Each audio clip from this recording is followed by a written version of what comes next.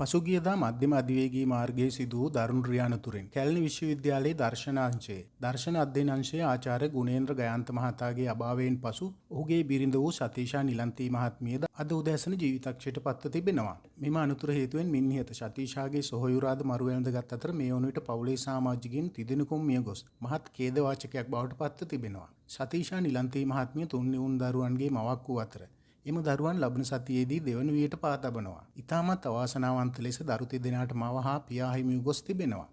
වාර්තා අනුව සතීෂා නිලන්තී මහත්මිය සිදු වූ ක්‍රියානතුරෙන් බරපතල තුවාල ලබා අසාධ්‍ය තත්ත්වයේ පසුවෙමින් කොළඹ ජාතික රෝහලේ දැඩි සත්කාර ඒකකයේ සිට ඇති අතර මොළයට සිදු වූ හානි නිසා ප්‍රතිකාර ලබමින් සිටීදී මිය ගොස් තිබෙනවා.